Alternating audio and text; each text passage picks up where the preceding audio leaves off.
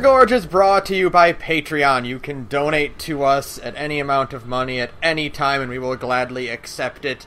At $5, we will give you a continuous shout-out on the podcast for whatever sort of project or podcast or anything you're working on.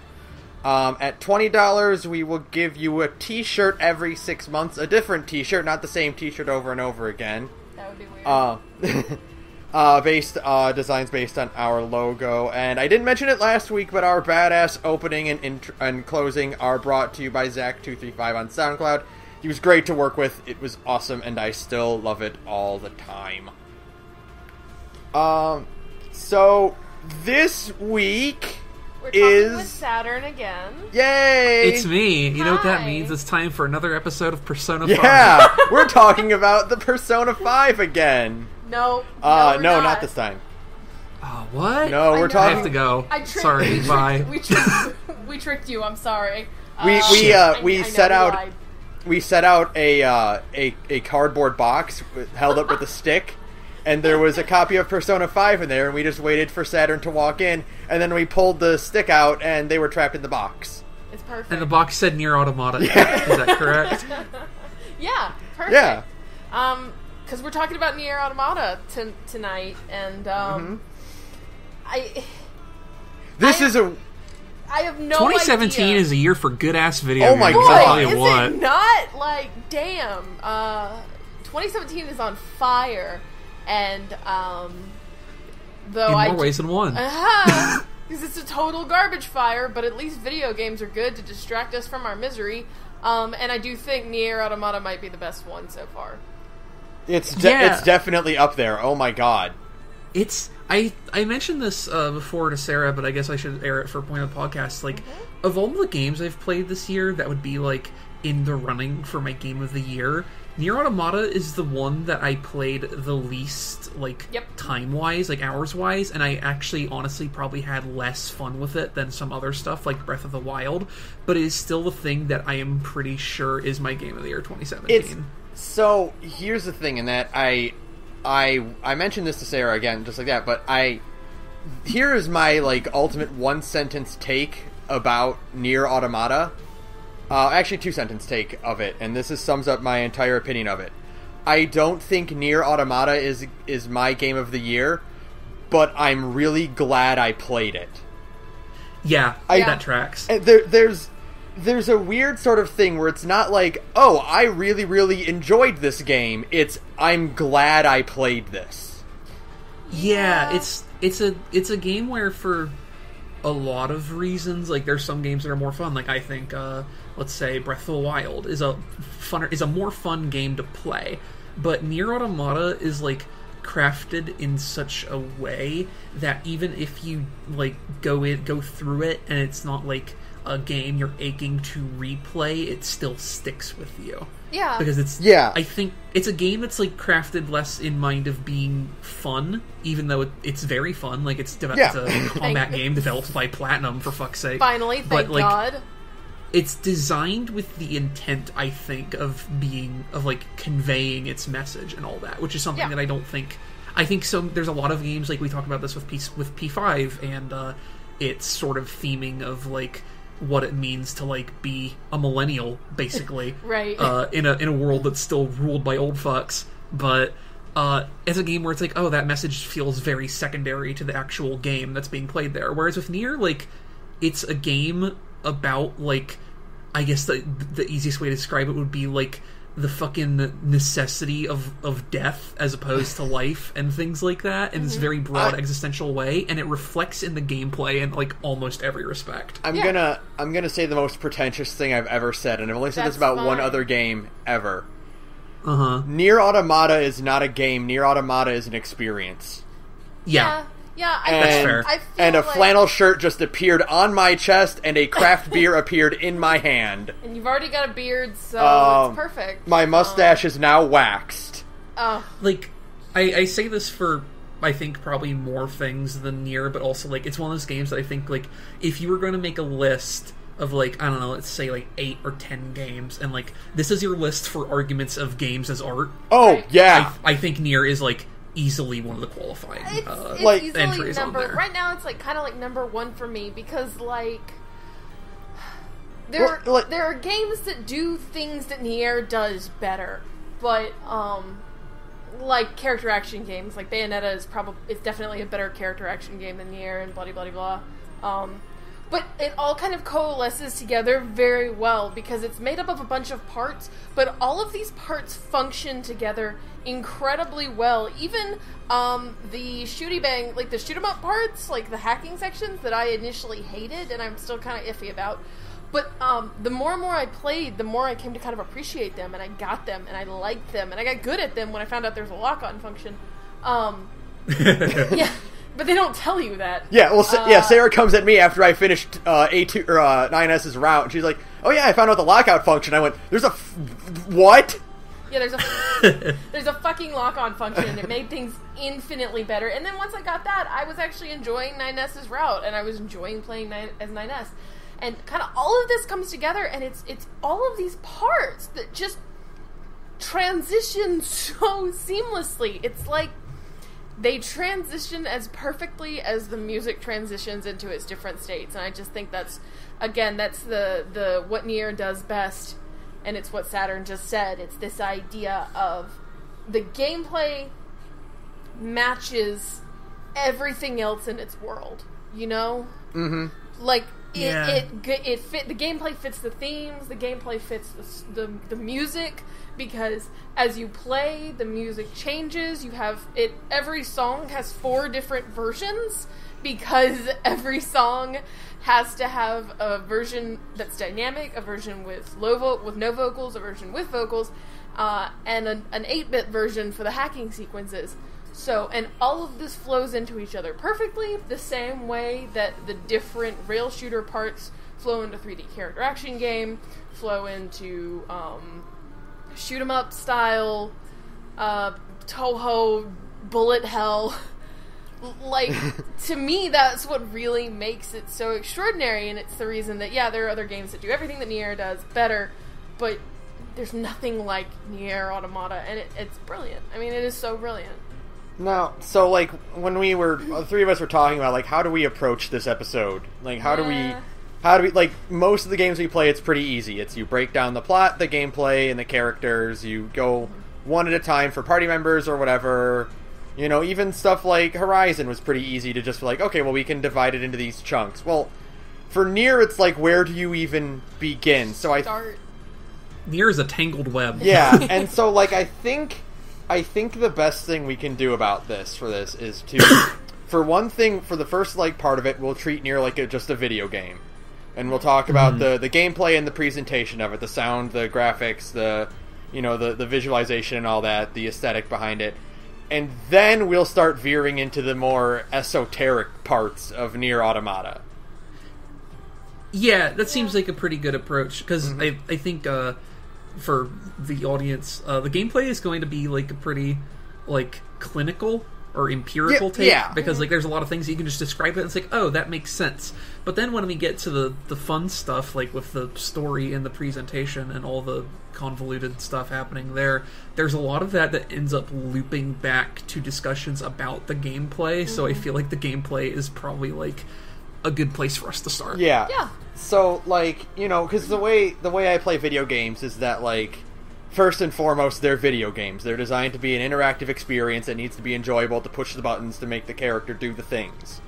Right. So, I think that's a really good place to start, and to kind of treat that, like you said, clinically, like, let's just talk about that for a bit. And the first thing I want to do is say that Route B sucks, and I hate playing as 9S, even with the lock-on system, and he should have had more hacking options if that was going to be his thing. I can't agree. And now that I'm done with it, I can't. Now that I'm done with it, I like it exactly for what it is, because it is, the hacking options are meant to be like these super short, very simple little tidbit sequences.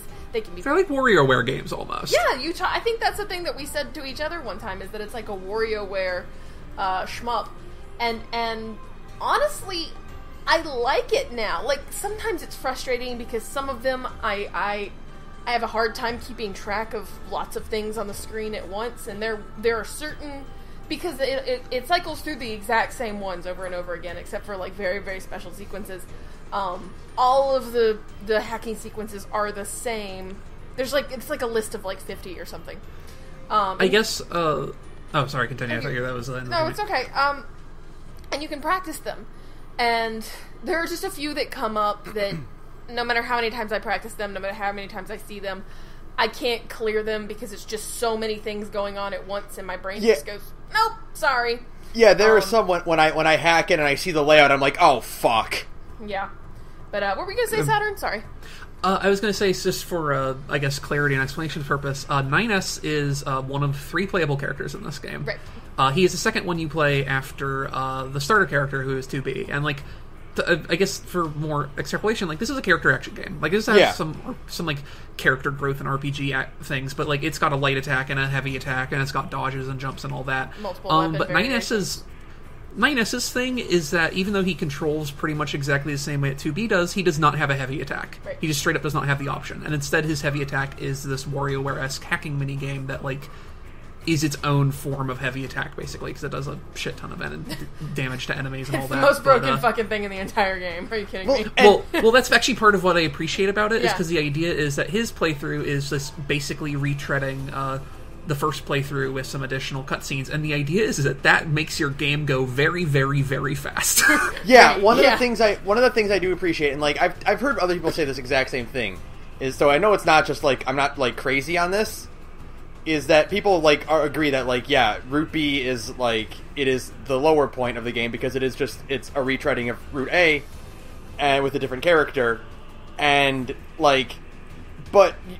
The game seems to appreciate that they're making you do the same thing, because the side quests carry over, so you don't have to redo all the side quests. You're given this ability to instantly kill mook enemies within 2 seconds to make it go faster, and you are and then those mook enemies explode and blow up all the other mook enemies around them. Yeah, but at the same time, I'm just this is a game that gives you so many other options for in combat stuff. It gives you all these chips you can use to design your character based on heavy attack or heavy defense or a mixture of both, or you can just stack up the regen and just heal up anything you take and throw yourself recklessly into battle. But the only hacking chips you get increase the radius of the explosion. I will say, at least, if not for any context about the hacking stuff, I do feel for Route B, they probably should have taken something from the original NieR and started Route B where the plot actually diverges. Yeah. I feel if Route B could be made better, maybe you have the expository cutscene thing with the robots from the beginning of Route B, but then you skip immediately to the oversea missile fight delay. Yeah. Or the simple thing is to just separate 2B and NieR more often in the plot, so that they are branching off and doing different things every so often. It's hard because, obviously, we're not going to get into story stuff, but I don't think that would work as well in that regard. But I'm just going to leave it there because we'll get to that. Yeah, it wouldn't have to be for significant portions, but keep them in contact and just because the first level's a great example of it, because the prologue the prologue bit is 2B and A and 9S doing the same area but approaching it in different ways. Yeah, I guess that's a good way to see it, is that they just you'd have different approaches. Yeah, and that's what I thought it was going to be throughout all of Route B, but ended up just being the exact same thing. Yeah, but that's not to be. The hard part about NieR is that when people say things like that to me, now that I've beaten it, I go, yeah, but that's kind of the point. And that goes back to the story stuff, and so I can't really I can't really expound on it too much right now, but that is kind of the whole point of the matter, and that makes me sound like a pretentious asshole, and that's fine, I guess. I've made peace with that. And the only thing I would even possibly change about the hacking minigame, frankly, is just give me 2 more hits, and then I would be fine. Give me there should have been a chip that even if it costs a significant amount of points, that chip gives you an extra life. That's it. Yeah. Yeah, that would have definitely been a good Band-Aid solution to that. Just because some of the really, really complex ones, at least, and again, maybe I'm just really bad at these games. This is literally, I've literally never played a bullet hell game in my entire life before I played NieR. And I'm sure these are, like, baby mode bullet hells. Mm-hmm. And, like, shmup fans are like, oh my god, you cowards. But this is literally my first exposure to the genre, and so, like, it was just not a thing I was really used to or comfortable with, and I can't keep track of all these moving parts on the screen at the same time, and, you know, as I got better, I got it, and I kind of understand the fun of it now. In my experience with it, I never had a whole lot of problems with it as someone who, like, also doesn't play shmups ever, but there were, like, a few of the longer story-related ones where I'm shocked they didn't append an extra life or two on there because they're, like, 3 times longer than a normal hacking game. Oh my god, are you kidding me? Like the fucking Soul Box in 9S's route? I believe that was the one I specifically had difficulty with, yes. I have, like, war flashbacks when I think about it. It took me, like, 12 tries, because it was, like, it's lined with those fucking orange boxes that you can't touch. So, like, if I would accidentally bump one while coming around a corner, I would just have to, like, let myself die in order to expedite the process. So. Yeah. But God, what else? That all being said, again, treating this clinically is just the thing is, like I said, like, this is probably baby easy mode bullet hell, and we're just wimps and cowards about it. But I really do appreciate that this game is a character action game, and those are notorious for being hard, but they made it really easy by giving every enemy attack a super telegraph before they attacked.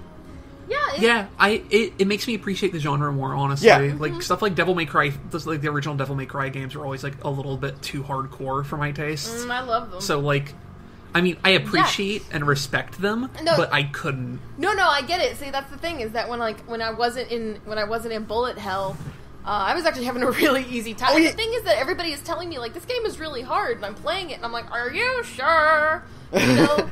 Yeah, it's kind of like the Senua's Sacrifice dealie, where there's, like, this mechanic where you're like, oh man, death is really punishing, so I should watch out. But the thing is, like, you're not going to encounter that mechanic hardly at all, because, like, with few exceptions, the game generally doesn't push you too hard to, like, do crazy frame-perfect maneuvers or anything like that. Right. The dodge window is super generous. Yeah, it is. And you can dodge at any time. And like, a lot of those dodge frames, you are completely invincible, which is it's not like a fucking actual dodge. It's literally you're temporarily invincible and also slow down time. And can also do cool counter hits if you have the right chips. And like they give you so many tools to just make a mockery of the enemies in this game. And almost every single enemy, all of the machines at least, their eyes glow bright red. Yeah. And then you have an entire second to press the dodge button. Oh, yeah, and, like, once you realize that once you realize how effective the dodge in this game actually is, like, it just becomes easy mode. You know, I mean, it's just the simplest thing. Well, the game gives you, like, almost right away, I found a chip that gave me invincibility after an attack for 2 seconds! Yeah. So, yeah. Yeah. And so, like, this is a game that, like, this is a game that, again, I feel like this was designed intentionally, that Yoko Taro designed it this way. Yes, I agree completely. And he designed it this way to keep you going. Right. To ensure that it's not hand-holding, but it's very much like, we're going to get, like, even if you aren't a fan of character action, you'll be able to, you can give your character the chips and the upgrades you need to get through this, no matter what. Yeah. It's weird because, like, the game has, like, a difficulty option thing, but I'm not even sure it needed it. Because the chips are, like, a completely self-regulating difficulty option. The chips are your difficulty option. If you want a hard mode, just don't fucking put any chips on. Yeah. Like, just straight up. It reminds me a lot of, like, again, Persona. The Persona 4 The Golden had the best, where you designed your hard mode. Yeah. Yeah. You picked, okay, well, I'm going to earn less experience and less money, and my attacks will do less damage, and I will take more damage. Or, you know, you're like, well, I need some cash for some weapons, so I'll just jack the money up, and I'll earn tons of money for a little bit, and then I'll turn it off. And that game is still a fucking cakewalk, even on the hardest Yeah, well, whatever. Sarah, I think that's also because you and I have beaten Persona 4 like a million times to the point where we know it. Yeah, you're right. Yeah. But I will say, actually, on chips, since we're still talking about them, this was talked up a lot before the game came out. One of my still favorite things about that chip system is that your HUD elements are also part of your chipset. So if you want more chips, for whatever reason, you can just take off parts of the HUD that you don't want. I actually did that to buy myself 2 extra chip slots. I took off the damage values chip just so I could fit in like another melee attack, you know? And, yeah, absolutely. And I thought it was brilliant. I mean, I think that kind of thing is great, you know? Just that level of customability where it's like you can make your whole life harder if you it's fun kind of having that like gambling addict mentality with it too, because there's going to be things like, well, I could fit this more powerful chip in, but I'll have to take off my life gauge. Yeah, let's do it, I guess. That'd be fine. Sarah, like that reminds me, like I talked about with you this recently, Sarah, about incorporating gameplay elements we take for granted as gameplay elements and incorporating them in the story, and this game actually does that thing by having your HUD and your options menu be parts of the characters, because you're playing an android who has an internal computer, and they do that whole thing in the beginning, like after the prologue, where, you know, you can set your options, and it's 9S resetting 2B's options for her. Okay, so fun story that's kind of like a side thing about this. I didn't... So, you know, when you start 9S's route, and it walks you back through that same part again... where you're setting up your settings as 2B. I have a bad habit of walking, like, when games slow down, I have a bad habit of just, like, putting the controller down and, like, multitasking, like, checking my phone. They do that in real time.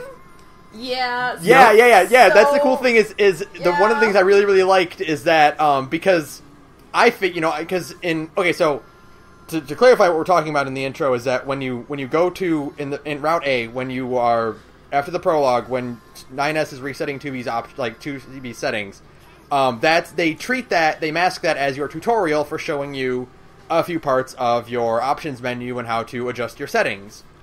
And then when you do Route B and you do that part as 9S, they play a recording of what you did in Route A and what options you adjusted. And my recording sat there for a good 5 minutes at one point because I had gotten distracted on my phone. And so the game was like, you are going to sit here for 5 minutes because you are an easily distracted little bitch. And I was like, that's fair. I wasn't even mad. I was, like, impressed. I was like, thank you, Taro.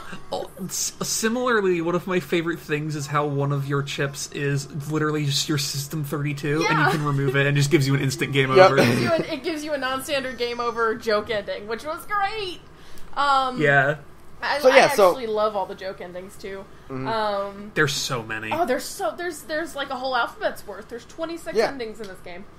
Only 5 of them are real. And the rest are really, really specific things. And they also have a habit of screwing you over if you forget to save for a while. I have done several times. I forgot about that. Because there's so many times where, like, okay, so this is a complaint, but it's a dumb one, and it's my own dumbass fault. Where it's like, a lot of the joke endings are like, don't go to the objective. Right. And most of them. Yeah, a lot of them are like, if, you know, someone's dangling off a cliff, go save them, or walk away and don't. Well, sometimes sometimes will take unconventional routes to my objective. And the game doesn't like you when you do that, and so I'll be like, oh, I have to go to the forest. I'll go this way. No, I won't, because the game's over. Yeah. It's really weird, because, like, knowing, like, after the fact, like, I played, NieR Automata to completion, getting, like, A, B, and C, and then I watched D&E later, but I think I only had, like, 2 bonus endings aside from that, and, like, I didn't realize how many of the game's bonus endings were just, like, picking the wrong option. Yeah. Because there are so many where I'm like, oh man, is this actually a branching story path, or does it actually count for this? And it's like, oh god, no, it just veers off into a bad ending. That's hilarious. It's amazing. The only non-standard game over ending that actually made me angry, and it was again just because I'm a dumbass. I got the mackerel ending where you eat the fish and you die instantly. And I had saved in 45 minutes, and I was like, I need to have a break. Well, I had a similar experience with the mackerel ending. Yeah. I took a week-long break from it because I got a joke ending and hadn't saved for an hour and a half in Route C. Oh, you poor soul. So I'm like, you know what? I don't want to do all that again. I am done with this for now. Which joke ending was it, by the way? It was the one where you don't immediately go to where 2B is when you crash land as 9S. Okay. Yeah. See, the one that almost got me, which I'm very lucky it didn't, is that there was almost a moment where I was considering having A2 kill Pascal when she first meets him to stay in character, and I decided against it. That's ending Z, actually. It's the final proper joke ending of the game is ending Z. I almost got that one, but then I didn't, and saved myself a lot of heartache. Oh my god. Yeah. But no, one more note about this, and I think it's really worth mentioning, is that, Sarah, you mentioned it earlier, but the constant and seamless switch of gameplay styles in this game is great. It's stellar. You go from a shmup to a robot, twin stick shooter to a straight up character action game to a top down character action game to a side scrolling character. Dude, the going to the forest castle, when you're in the forest castle and it turns entirely into a 2D platformer, is the best. It's the best. It was so unexpected because I was like, here comes the castle, and that'll be a cool thing to explore. And then the camera swings around, and suddenly you're in a 2D platformer. And not only is it a perfect 2D platformer, but there are sequences when you're walking or where it'll switch back to 3D when you're in the stairwells or in the library. And if you look at the map still perfectly corresponds to everything. Yeah, it's so subtly brilliant. You know what it felt like? My favorite. Oh, go ahead, Sarah. Oh, sorry. Go ahead, Sarah. My favorite example of this, and the one that I always think about, is in the carnival area. Yes. There's this one part where it's there's a little one of those spinny rocket ship rides, and you have to jump on that to get to the next area. So you start at the bottom. So you start in your free camera, and you jump on the bottom car, and it switches you to side scroller view, and it does this spiral track around the ride as you jump up it, and then takes you back to free camera once you're at the end, and it feels so good. Yeah, it feels so good because the game has, and thank God for it. The game has very, very subtle, when you're in 2D platform mode, if you're kind of right at the edge of a ledge, the game will kind of nudge you into the ledge so that you don't just whiff the landing, It's a little, and it's a little small subtle thing, but if you just miss it, you can kind of feel the character pull back into the box, I guess, around that platform. And I just think that's a little brilliant detail because it makes it a little bit more doable, or a little bit more so not so unforgiving if you are oh god, the gameplay switch, fucking shit. And it's those little tiny quality of life things, the glowing ring around your playable character that lets you know where they are when you are in a top-down perspective, because it's if you're in a dark environment in a character in all black with only white hair, you're going to lose them. It can be tough. You're going to lose them. So you have the little glowing ring, and that's that's where I am. And it's these little teeny tiny quality of life things that are what make it so seamless. I want to just mention one more thing about the castle, because I don't want to lose this because I think it's great. The whole section with the forest castle where it goes in that 2D mode, the way that the camera is stationary and only transition shifts to a new area like that, I don't know why, because I don't remember playing any game that specifically does this, but it felt like a DOS game at that moment.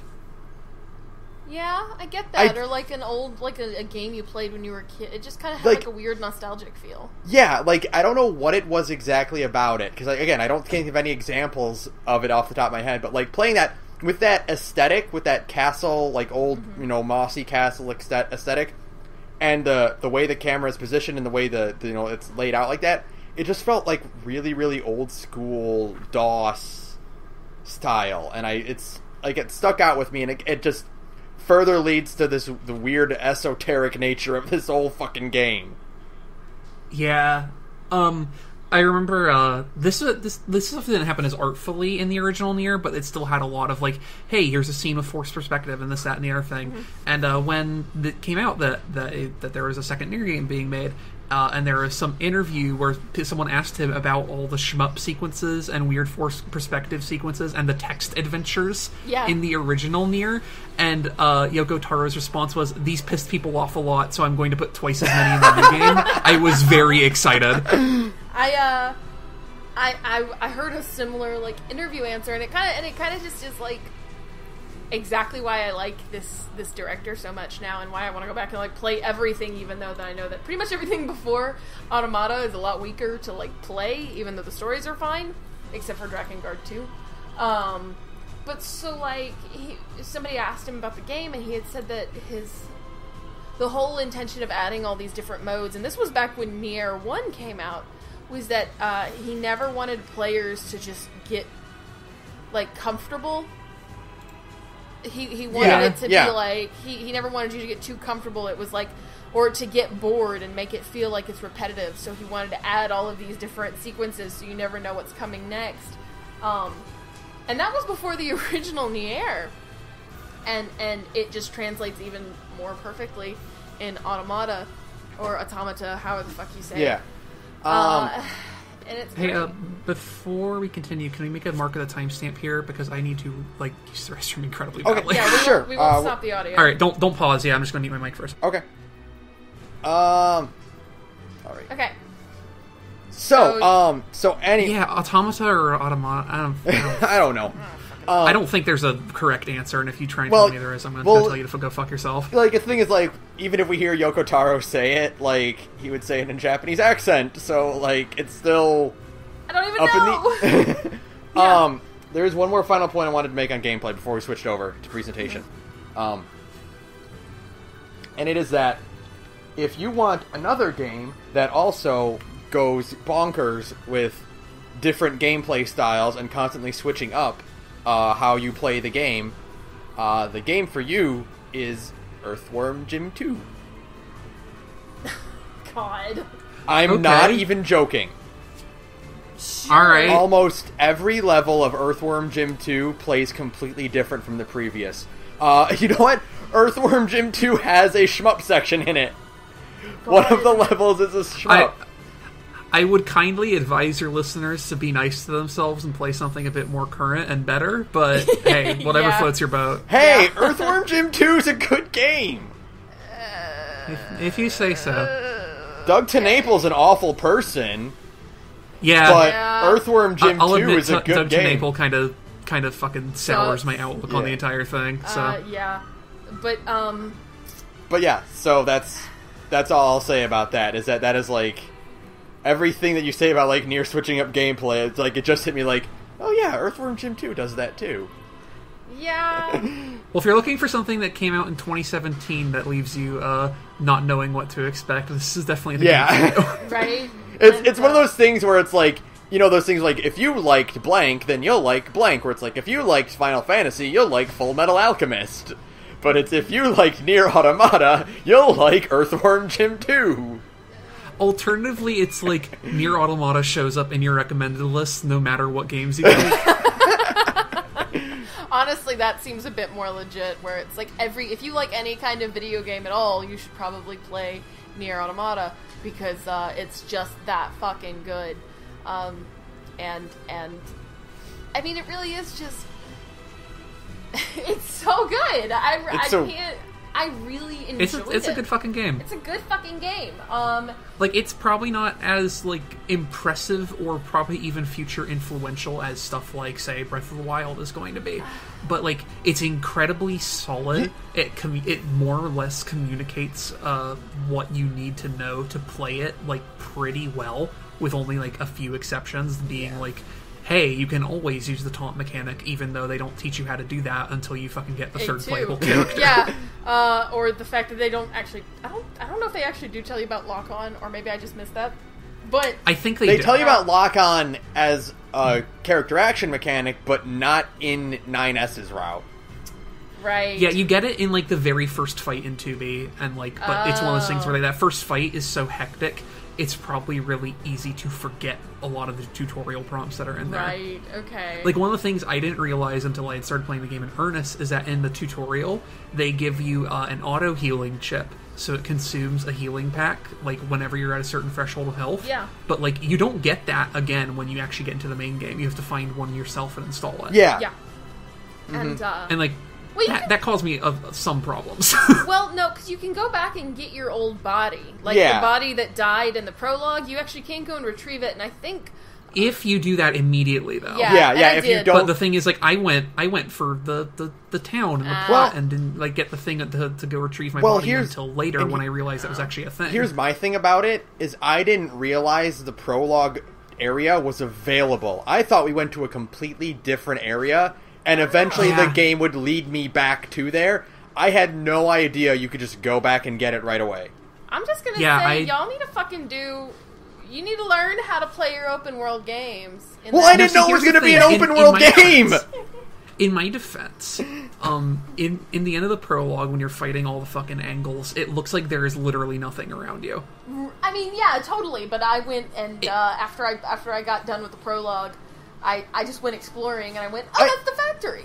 Like, I thought you were on some kind of oil rig mother base, like, platform. Yeah, same here, that's what I thought. Yeah. So I was pleasantly surprised to find that wasn't the case, and also get my old sword back. Eventually the game was like, go back to the factory, and I'm like, wait, what? Yeah, no, I went exploring pretty much as soon as the game gave me control again, and I found my body within, like, the first, like, 10 minutes of being back on the ground. I was like, oh, good, thanks, rad, because I just pick a direction and ran. As far as other gameplay stuff goes, just because I know we're kind of rounding the section out, I really wish she got more chances to play as A2. You don't get her for very long, and she has, like... Fun. Her moveset is basically 2B, but better. Yeah. Like, she has the improved dodge and all that, and, like, man, I really wish, like, if there was an option to go back and play Route A as with A2's moveset, I would have done so, absolutely. Oh my god, that would have been so rad. Yeah. Because A2 is... I mean, she has a lot of fun to play as, and she hits super, super hard. And she has that weird alternate self-destructibility. That is so great. Oh man, I abused the shit out of that, and it was probably not a good idea because at a few points I put myself in a really bad situation. Well, I saw you take double damage, and I went, not using that ever. For me, it wasn't the double damage. Well, for me, it wasn't double damage. For me, it was your health drains as you use it. Cowards. Well, it's just like I used it once in the fight where they introduce you to that mechanic. Yeah. I'm like, oh, my health is draining very fast. Yeah, that's I'm not what going to happened use to me. this. Is that they introduce it in like the most inconvenient battle ever, where the enemy is constantly attacking you. That fight is terrible. Like that fight is like the least fun I had with NieR. I did that fight on my first try, but also I saw a ton of people online who were like, "Man, this fight fucking sucks." I'm like, "Yeah, I can see how that." There sucks. were a lot of bodies. I finished it on my first try, but I did not enjoy it. It was not it was not my favorite sequence of all of them. What are you two into? Hold up. Okay. Yeah. So. No, that fucking fight out in the desert blows. I did it in one attempt. It just wasn't fun because the camera is not good for trying to aim your pod to shoot at it when it's in the air. And also, there's probably like 4 more orbs than there needs to be. Yeah, because it just drags, and they can just laser spam, and because there's like 40 of them going off at once, they're all really, really hard to avoid. It's definitely the part of the game where if you didn't realize that you could just spam dodge with no consequences, like I could see somebody giving up. Yeah, for sure. It's also, like, now that I think about it, it's a bad place to introduce that mechanic because... introduce the double damage mechanic, because that battle is not about doing consistent damage. You can do damage pretty easily. They have no defenses. That's a battle of attrition. Yeah. That you need an ability that lets you last longer, not makes you deal double or take double damage. Yeah. Unfortunately for you, A2 is an attacker. Yeah. So. Yeah, or just put it up against an enemy that has high defense, and thus you need to be able to dole out a lot of damage really fast. But we can shift over more to the presentation, and I want to begin the presentation with a story. Oh boy. Okay. Because when I started this game, there's that part after you beat the prologue where you first go to the city and you fly down in the flight pods. I took heavy damage in there, and didn't have any healing items, so I was actually in the black and white caution mode when I touched down.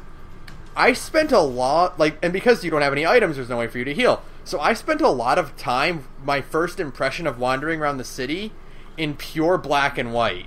That is pretty cool. Pretty cool. And I'm like, I know it's because I fucked up, but this is a really neat experience. That actually is pretty awesome. And it does that once during, when the angles show up in the city, like the big Goliath crane fucking things, and the game does a great tone shift there. There's actually another place that does it, which is on the moon base. Yeah. I think the moon base is any indication that if there was a game that you could just play in complete black and white, this one's it. Mm-hmm. And it's kind of like there's a movie based on a Stephen King book, The Mist. Frank Darabont says the movie is meant to be watched in black and white. And I feel like you really could get away with playing all of NieR in black and white, and it might even be more impactful. I don't know, because the forest sections are so, vibrant. But... yeah. And you'd have to tone down the bloom, which is my only problem with the game, is that sometimes the mist and the bloom is a little much, and I'm like, I've gone blind. I think that's probably just one of those... platinum efficiency tricks to hey, we don't have to make the game render as detailed if we can just Fog of War. Fuck it. Fog of War, and I guess that's how you get your 60 frames per second, because God bless that, it looks beautiful in motion. But at a few points the mist was a little aggressive, and I was like, you guys need to chill, because I don't actually know where I'm going right now. I'm trying to think of one really good example, and it's the forest is where it's the most intense, and I get that it's because there's a lot in the forest, and thus you need to keep the fog there to make it render a little better. But there are certain parts in the forest where I'm just like, I can't see shit, Captain. So, but it's fine. It all kind of works to the game's favor, because it gives this whole weird dreaminess to the game. And that's one of the things I wanted to mention also, is that, so it's weird, because I picked up NieR right after we finished Horizon. Right. And I think you and I can still both agree that Horizon, even with as beautiful as NieR is, Horizon still has the best post-apocalyptic world ever. Yeah, but that's not really the point of NieR. I know, but it's like there was this weird tonal shift where I'm like, I had this beautiful, perfect experience of a post-apocalyptic world to go back to, standard, decaying buildings that are still relatively intact, and, occasional rusted car and whatnot. But you go down into this building in the post-prologue, and the building is completely devoid of anything. There's no furniture, there's no, there are no dividing walls. Yeah. It's all just one big, open, empty room. And at first I was like, oh, that's a little disappointing considering how vibrant and rich Horizon was. But then as I played more and I got used to it, I realized that, it doesn't so much feel empty as it feels like it's incomplete. Like you're playing a map of a game that wasn't finished.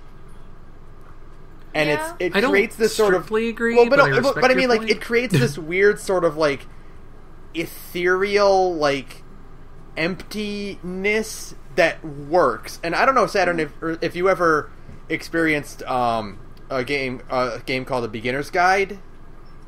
I did not play it, but I watched it completely. So you know how all of the games in that are empty. There are no there aren't really a lot of NPCs in a lot of them, or it's just here's a map and you wander around the map and you pick up nodes.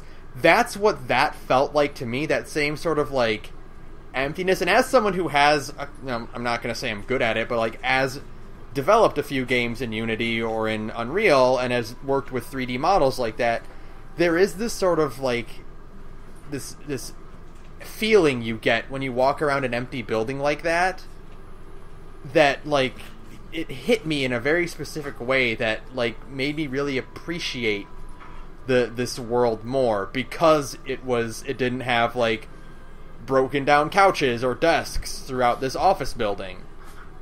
And yeah, I think NieR Automata has a lot of arguments in favor of having these like stark empty buildings, not just sort of as like a gameplay thing of like, oh hey, there's not anything to keep you in the way of fucking moving how you're supposed to, because your character just moves so fast. Yeah. Right. Like if you had couches everywhere, it'd be a problem. But also like it hammers home this game's feeling of like your whole mission or whatever is about like, we have to fight the machines so the world can be safe for humanity, but is like this image of a world that has left humanity so far behind that the only evidence that it ever existed is these fucking giant indestructible concrete buildings. Right, like giant. Yeah. I mean, like, and that it kind of I think emptiness is the right way to put it, because it's this idea of fighting, not to get too spoilery, but fighting for the sake of something that doesn't exist anymore.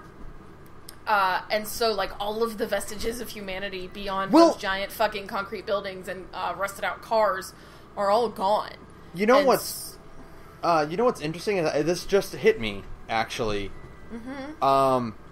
There are no apocalypse logs. No, there's a few. There is, but also, like, in a weird way, where like the apocalypse log for NieR was a separate book. Well, it's like no, but I mean, like, you don't find an audio diary like you do in Horizon. You don't find terminals like you do in Fallout that have pre-apocalypse messages. They're not like, there aren't like signs of humanity around. Right. In this game.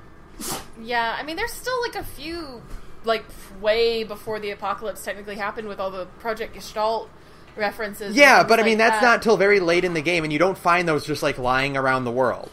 Right, is what I mean. And also, broadly speaking, Project Gestalt is, like, practically post-apocalypse. Yeah. Like, immediately post-apocalypse, but, like... Post-apocalypse. There is almost no evidence of any of the world that existed here, beside from, like, the buildings. Right, yeah. And it's, like, it's one of those things, like, in a different post-apocalyptic game, it would feel weird, but it's also, like, in NieR Automata, it's been, like, 9,000 years since humanity was even around. Yeah. But no, I mean, like, just, like... comparing this post-apocalyptic world to get ones and other popular games like that is just like this. It makes this one stand out more, is that it does things a little differently and a little bit more weird, so that it kind of takes you like a little bit to notice it, and then you're like, oh yeah, and then it sticks with you. Yeah, it's a very like weirdly haunting game world, and I really, really like it. And you know what helps out that hauntingness? The fucking music in this game? It's pretty good. Yeah, it fucking rules. The first game had good music, this game has good music. I hope if they make a third one, it also has good music. So here's the thing about me and how I play games, is that when I play games, unless the soundtrack is like really in your face or it's really unique, like a Persona game, it's music doesn't really necessarily stick with me right away. Like, and I don't like listening to game soundtracks of games I haven't played. So it's very rare when, like, I hear a song and it immediately clicks with me. And walking around the city at the very beginning of NieR, that tune just immediately clicked with me, and it was all I could focus on. And it just continued that way until the only thing that usurped that was getting to the amusement park. Yeah, the amusement park is a lot. Oh my god, good. that track just immediately. I made a tweet about this, and I want to reiterate it because I love this point. This soundtrack in NieR contains the same sort of sleepy, dreamy hauntingness of a 1 o'clock anime that aired on Adult Swim in like the early 2000s. Absolutely. I completely understand what you're talking about. The soundtrack is that exact aesthetic. Is when you're a dumb teenager in high school and you're staying up way too late to watch a new anime and you're kind of tired, so it's kind of this weird, like, vague, like, sleepiness feeling to it. I completely understand. Sarah, are you there? Yeah, I'm there. Okay, I was letting you talk. Okay. But yeah, no, I just think the whole the dreamy aspect of I mean, that's kind of what stuck with me the most about this game is it does sometimes feel like, I mean, I guess again, I feel like that's kind of the point, is that it's supposed to feel kind of like a weird dream almost, or that it's kind of not entire, like the world around you is so far removed from reality, even though it's in the real world, that it feels, especially on the inside of the tower, in places like that where the physics stop making a lot of sense. Yeah. The copy city that you go to underground. Yeah. Yeah. I will say, since we were talking about sort of the dreamy post-apocalyptic vibes, like, it is a game that very successfully, I think, communicates the feeling of being in a world that has died. Yeah, for yes. sure. Like, compared to, like, a lot of, like, the standard, like, oh, post-apocalyptic, let's break a window and spray some upset graffiti and break a few right. cars, and it's like, whatever.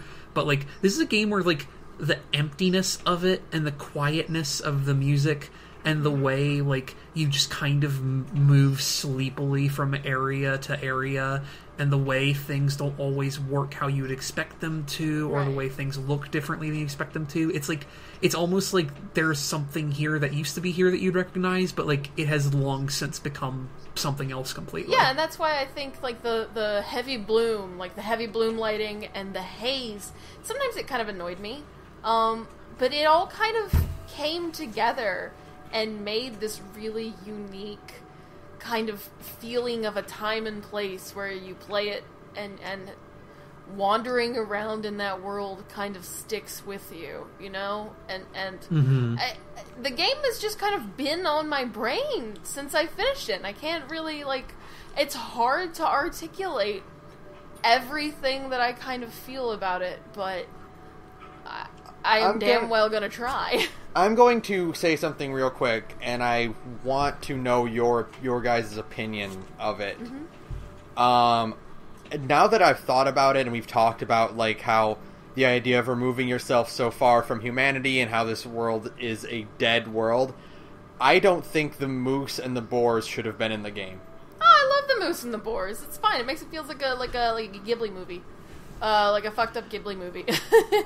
I think they could have been toned down, but I think it, like, contributes so much to the idea of that the actual world has completely moved on. Right. Which is, I think, one of the more important, if not most important, sticking points of, like, the entire game. I would agree on that. Like, I think they should have been toned down. I think there should have been way, way less of them scattered throughout the environment. I would have liked a few more animals. Yeah, they should have. A larger variety. They should have had less animals on screen at any time, and they should have had a few more models.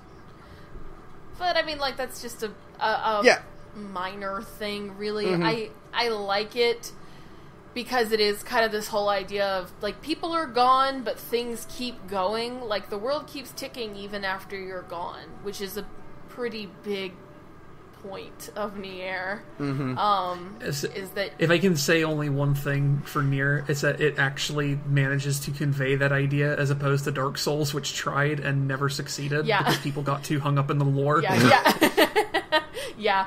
And I mean, that's such a huge theme of the game, is that, like, you have to kind of, like, keep moving even when, like, things are really, really shitty.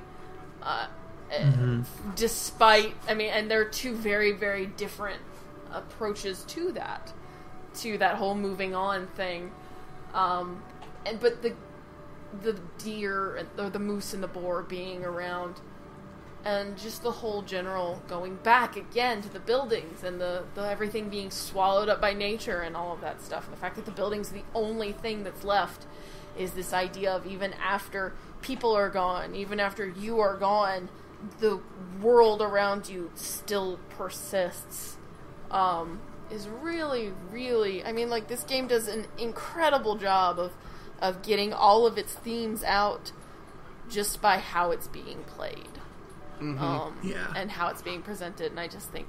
I mean, that's why... If this game doesn't influence other games in the future, then there's, like, no hope for this medium. Well, here's... Because, like, we were saying that, like, yeah, Breath of the Wild will probably be more influential, and that seems like such a shame to me, because well, as good as Breath of the Wild is, everything I've heard of Breath of the Wild, there's a lot to it that it kind of stumbles on, and because I don't have a Switch. Here's what I hope, Sarah. Here's what I hope about that, is on that note, is I would rather games be influenced by Breath of the Wild, which is a more gameplay mechanic based thing, than anything else. I would rather games rip off the giant sprawling open world and the navigational abilities and the climbing abilities of Breath of the Wild than I would anyone try to copy Yoko Taro's design and storytelling abilities. Yeah, I guess. Like, I'm not 100% sure I agree, but... Yeah, because I think... Like, obviously I don't want there to be, like, soulless clones or anything, but I feel like the game's medium as a whole, especially for, you know, AAA games like this, would improve a lot if, like, more time was given into, like, weaving a story with themes that wraps into the gameplay, because so much stuff doesn't. I guess, like, and at the risk of sounding cynical, because I usually try to not be cynical about video games, because they're the one things I think that have steadily improved, is... I don't trust a lot of developers to understand what made NieR so important. I guess... I understand where you're coming from, but I have to hope for more than that. I would like to believe that they can pick that up, but, like, I don't know, like, it's... I don't want people to... I don't want people to try to copy this. I want them to be inspired by it, is the way I'll put it. I mean, yeah, for sure. Like, but still the idea that, like, you know, these giant-ass open-world games, like, yeah, sure, fine, but most of them are functionally empty. Like, as... I'm not really enjoyed Horizon, but Horizon did it very well, because Horizon is not nearly as big as Breath of the Wild. A ton of these worlds are basically just empty. They have nothing going on in them.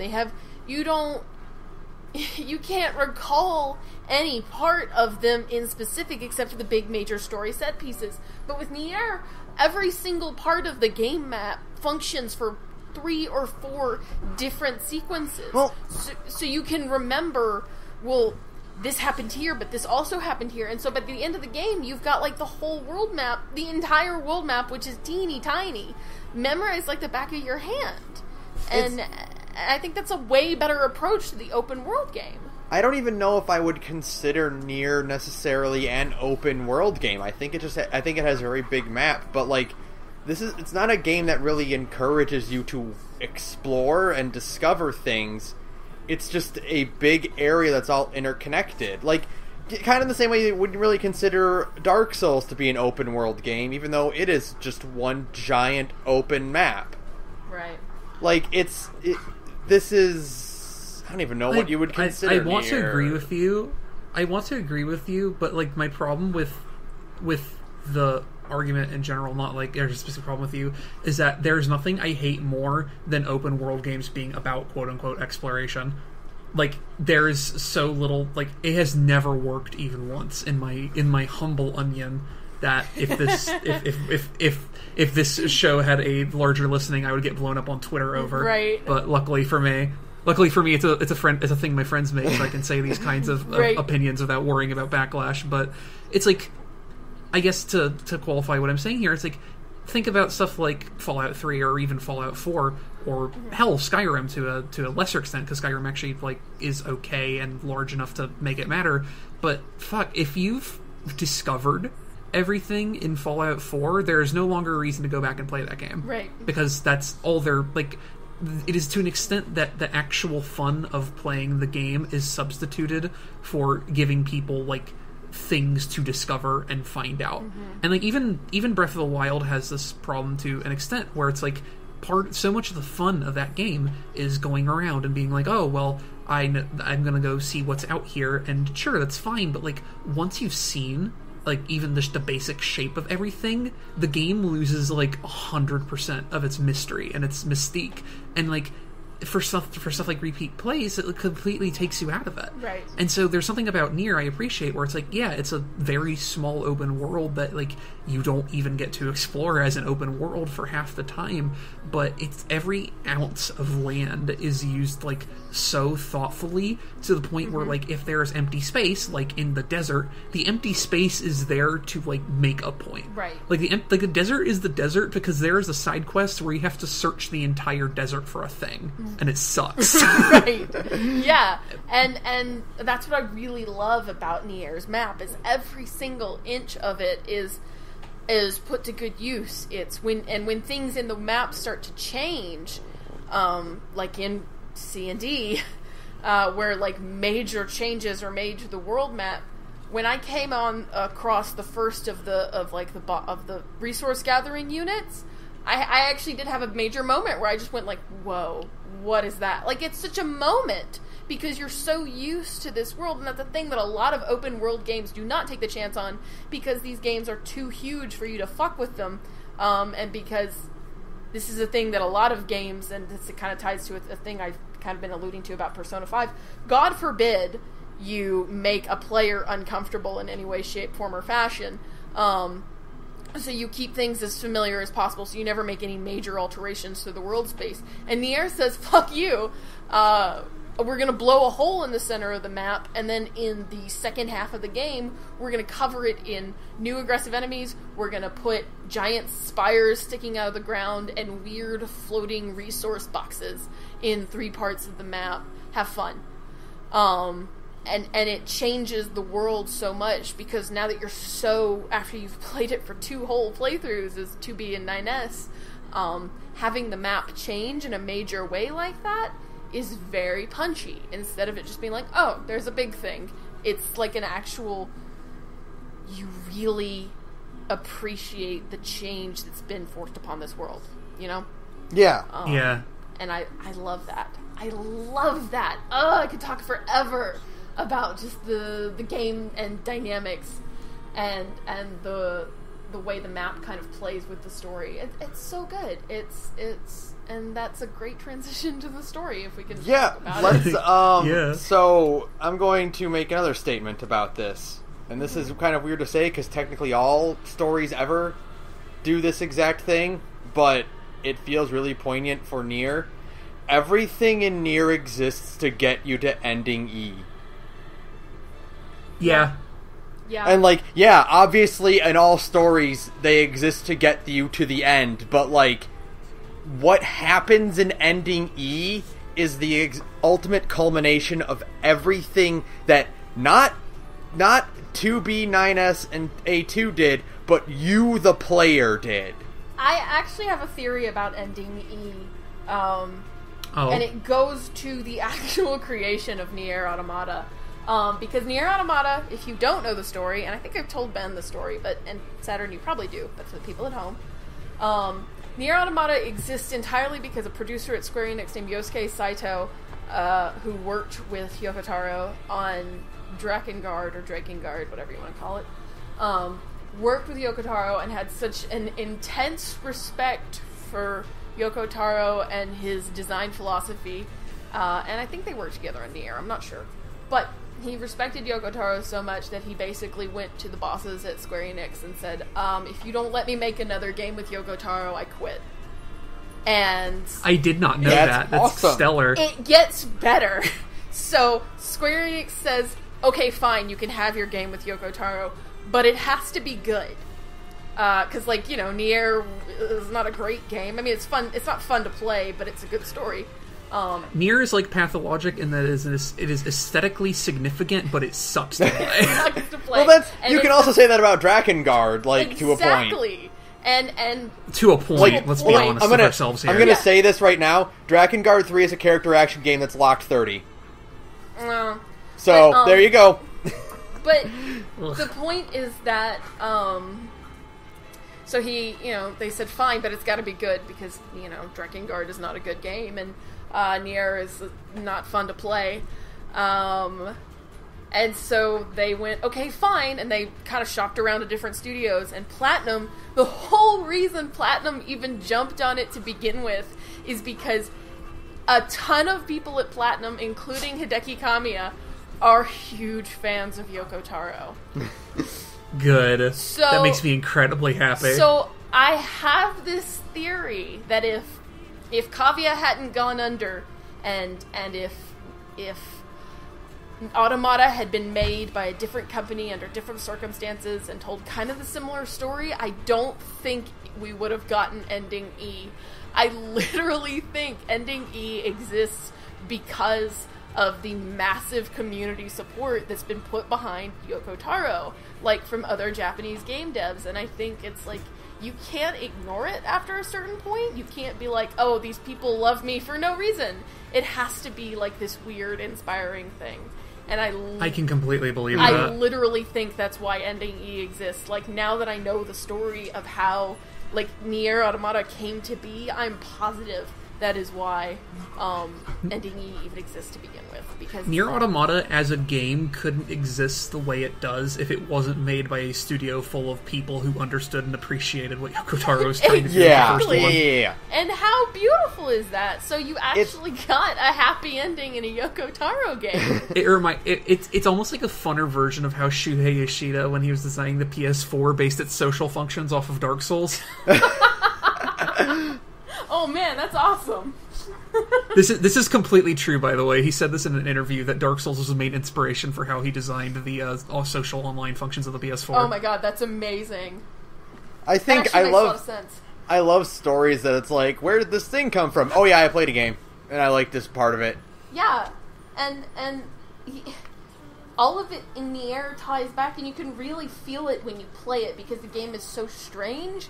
It feels like just this huge passion project that was made by a bunch of people who really understood and appreciated the kind of game that Yoko Taro is trying to make. I love when you can tell when a game was made because the people behind it wanted to make it, as opposed to a game that's kind of like just manufactured in a way.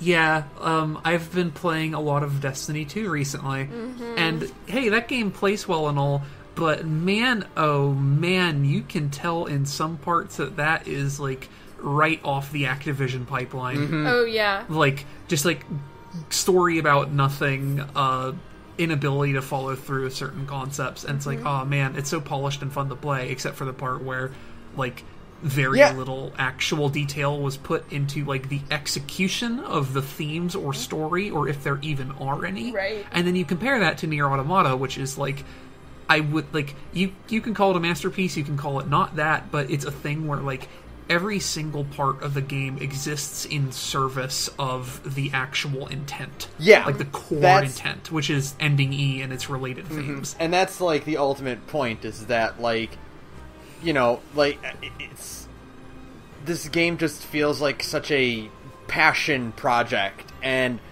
part of that is because Platinum is behind it, and all Platinum does is passion projects. Right. You know, like, that's their whole thing is, hey, we want to make a game that won't sell a lot. We want to make it really cool. We'll call Platinum, and they will make a game based on Legend of Korra or Ninja Turtles, and it might not sell well, but it'll be pretty fun. It'd be pretty good. And be pretty fun, and they'll make it cheap. Yeah. and so yeah, like that's my general theory behind Ending E. And now, like I said, like, everything kind of is in service of Ending E, and that's, like, it's really hard to talk about this game without tying everything about the story to Ending E because of how important it is and how it, like, everything connects to it. All of 9S's development as a character, because really, like, let's be honest, Route A and Route B are prologues to Route C, and like Route C is the actual game, and you don't start playing the actual NieR Automata until you're like 30 hours in. Yeah, you don't start getting like answers and shit. This game is like unspoilable, but not in the way that like Metal Gear or Kingdom Hearts are, where it's just so complicated that like if you could say a spoiler and like you'd have literally no context for it. Like, this game is unspoilable in the respect that you can say a spoiler and like the person will not be able to make the logical conclusion as to how that spoiler arrives until they're at it. That's the JoJo problem, is that you can say anything that happens in JoJo, it's because it's not a spoiler, because no one will know why that thing happens. Yeah. So that's the thing, is that like especially for Route A and B, where it's like you can say anything that happens in Route A and B, it's not a spoiler, because it doesn't become important or give context until C. Yeah. And I mean, I think that's even what Saturn told me when I was going through Route A, and I hit the city underneath the crater, and I messaged you. I was like, "What the fuck am I looking at?" And I believe my response was, "I hope you like not knowing what this means for about 20 more hours." Yeah, that's exactly what it was. And, like, that's why it's so great. You can be like, there's a giant manufactured city underneath a crater in this game. And, okay, sure. Well, why? You find out that the alien race that the intro of the game says is the primary villains, you find out they're dead, like, 10 hours in. Right. And the game's like, oh, they're dead. Oh. Alright. And it's foreshadowing for the other twist, which is that humanity has also been dead for several thousand years. Which is the real twist.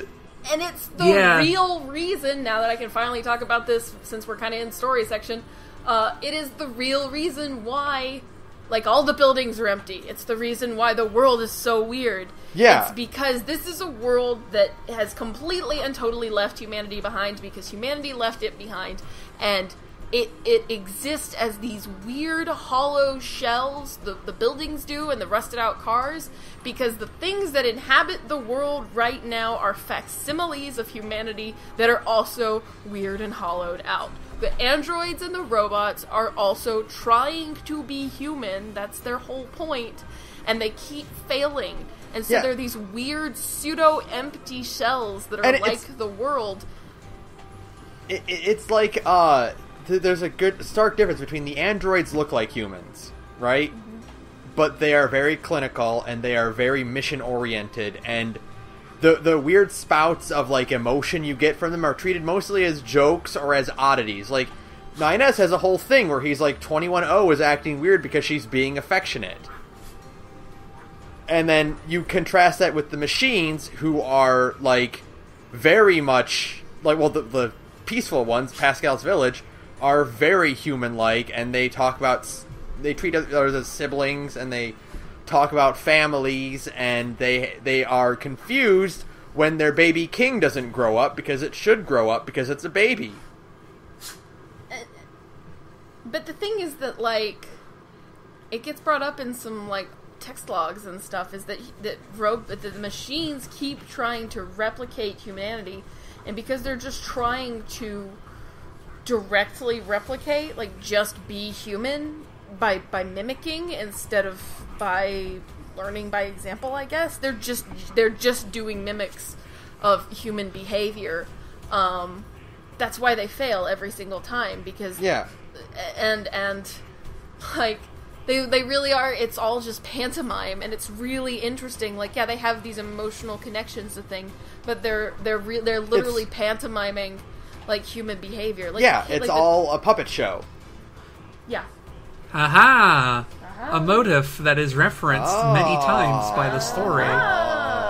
all. It's one of those, it loops back to the core tragedy of the game, of which there are many. But it's like, of all the personal tragedies, the overarching ultimate one is that for a game about a dead world, it is a game about that humanity is dead. And not just like all the living humans are gone. The idea of what it means to be human is dead, and it is impossible to replicate it because none of the intelligent life forms are capable of being human. Right. Like, you have androids who are immortal, essentially, right. and have, like, they can't eat because it destroys their systems, yeah. and they can, like, back up their memory files and all this other shit, and they pretend to be human and look human, but they're incapable of having the necessary, like, mortal needs or desires or experiences that make humanity like a thing. Right. And then you compare that to machines who like can be made mortal or can't, or like might need to consume oil or something like that, but their actual intellects are so limited that they cannot actually do anything but mimic what humanity has done. And the upsetting part for them is that while most of them seem human, at the end of the day, they are still just machines mimicking what humans do, and in a way, so are the androids. Right.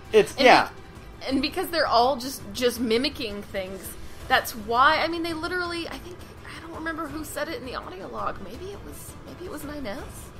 But literally, so like at one point there's like a text log that says something like, if a machine ruler is an authoritarian and that authoritarian rule doesn't work out, they will keep trying to be an authoritarian ruler over and over and over again ad infinitum until somebody puts them out of their misery, because it's the only thing they can't think beyond that scope. And that's why the machines fail, and then the androids fail because they're designed to fail. Yeah, it's so fucked up.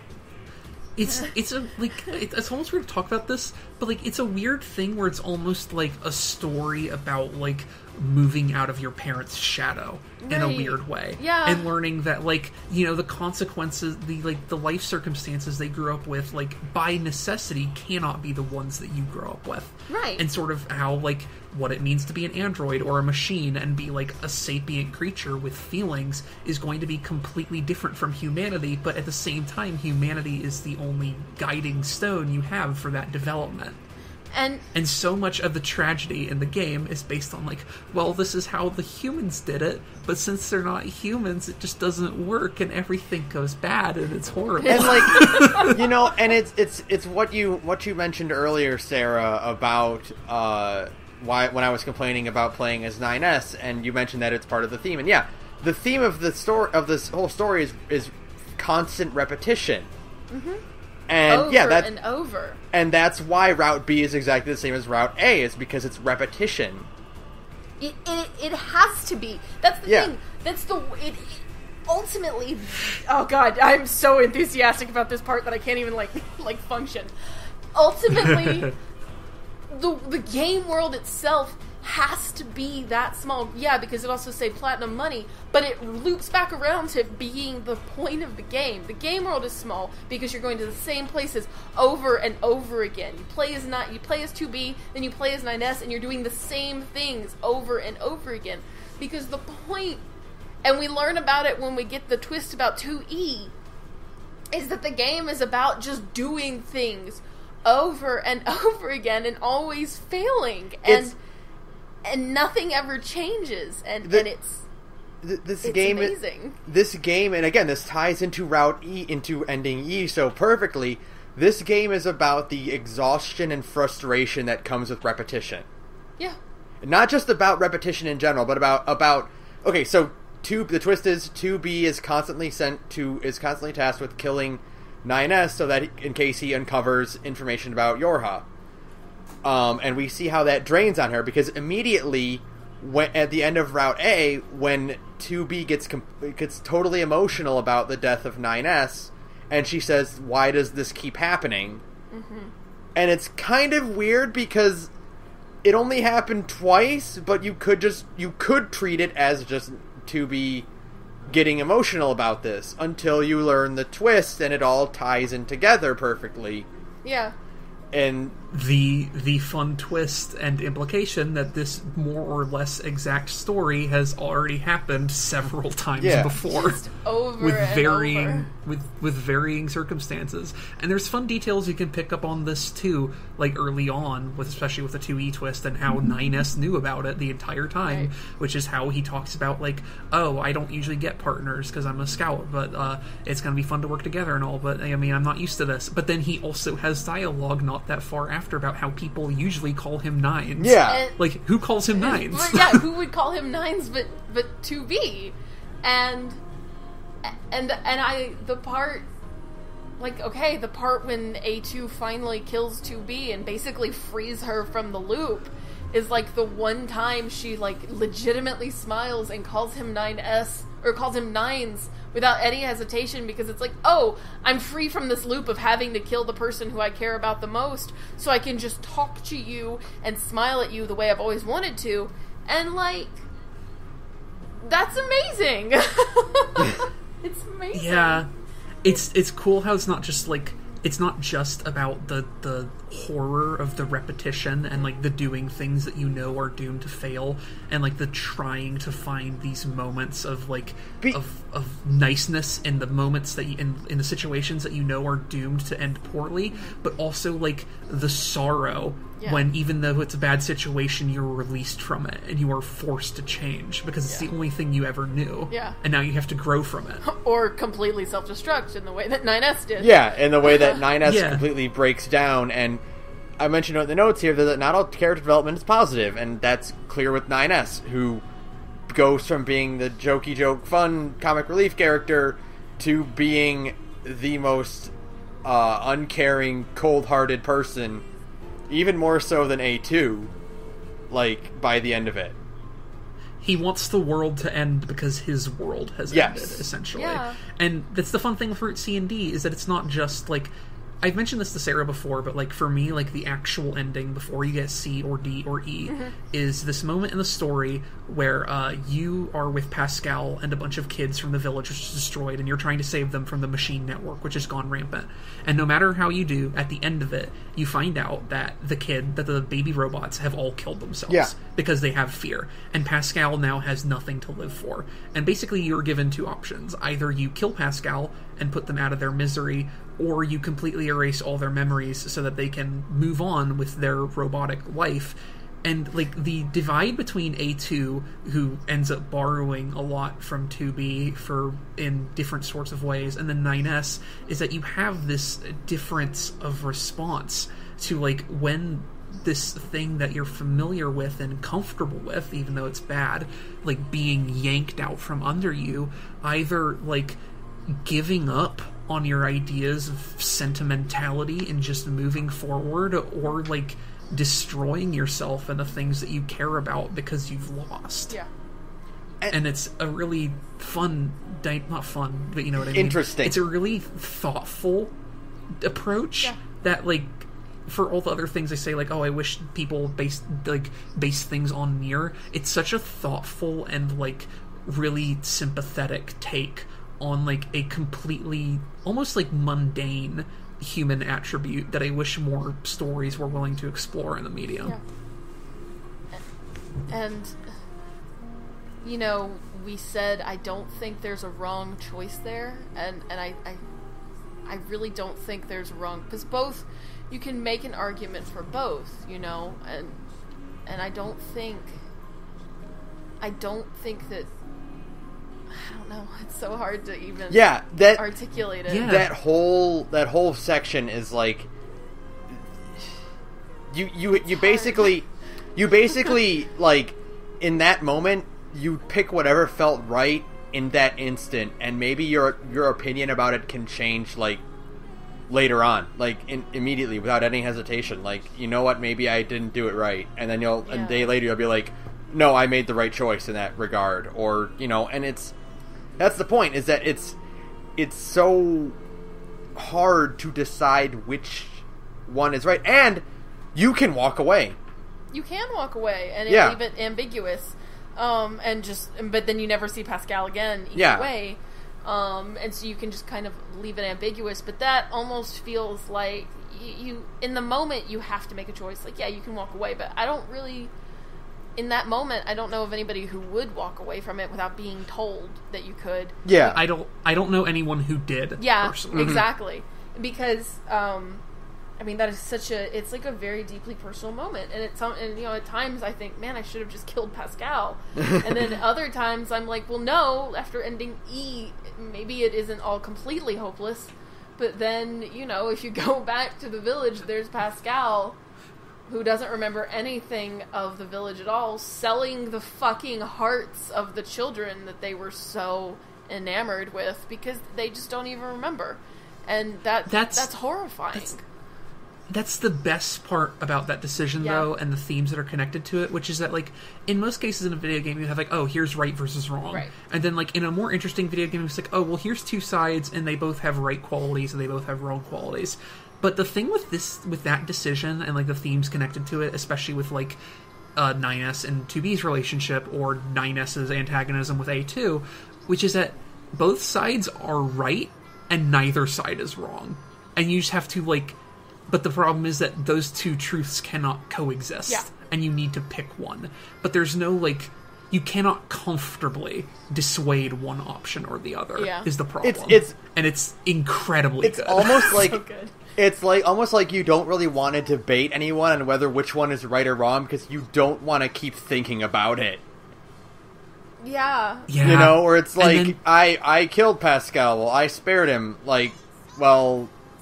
Okay. That sucked for both of us sucked. Like... Yeah. It's part of what makes 9S so sympathetic, even when he becomes, like, a horrible, awful asshole, is that this is what 9S is dealing with. Yeah. He just wanted to have it both ways, and now he can't have it either yeah, way. He can't keep living, like, a nice, comfortable loop where, he dies and then things reset, and he can't live a happily ever after with 2B, and because 2B is now gone, and so, like, he's kind of lost everything because nothing, like, he couldn't settle on either, or he had both kind of ripped away at the same time, well, there's this, like, image that's, like, the fact is, like, 2B knew about, or 9S knew about 2B's actual destination, and the impression you get from looking back at, like, the way he acts and what he knows and all that is that him being killed over and over and over again did not bother him in the slightest. No. Because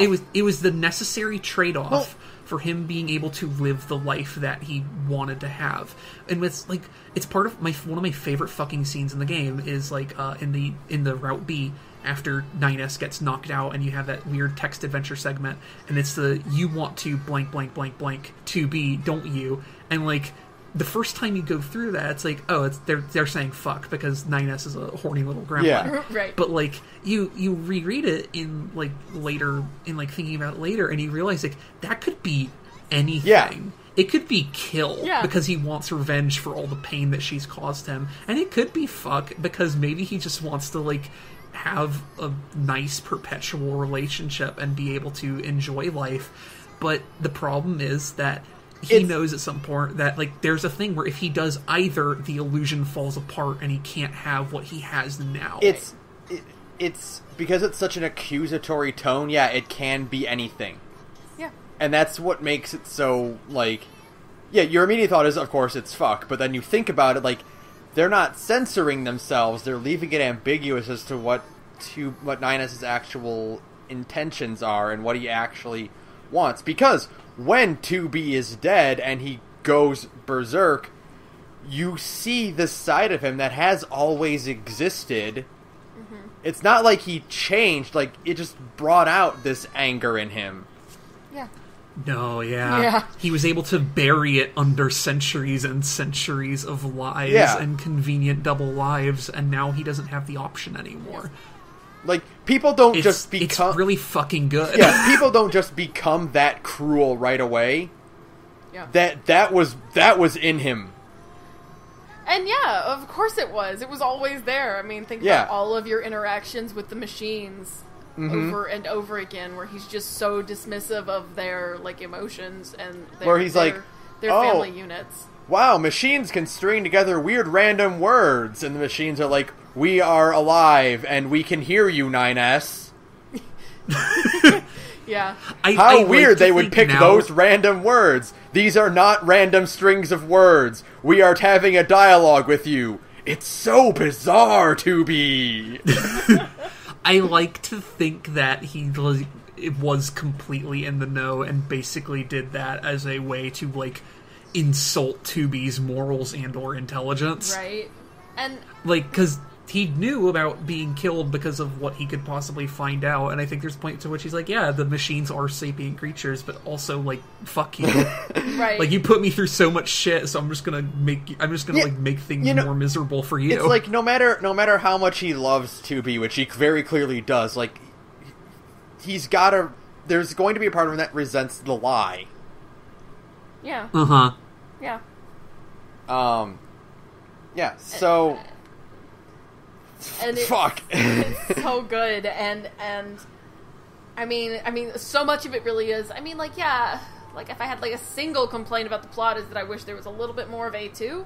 But I don't know. Okay, so I actually kind of respect the intent of A2, which is like, it's the opportunity for 9S to move on in a weird way. Right. Like, if you want to frame this in terms of a relationship, it's the idea of, like, fuck, you just got out of a bad relationship, but here's like, you have the option, if you so choose, to try and pursue this other person and make something new for yourself, but he's just so angry, he can't even think about it like that. You can pursue A2, or you can pursue A2!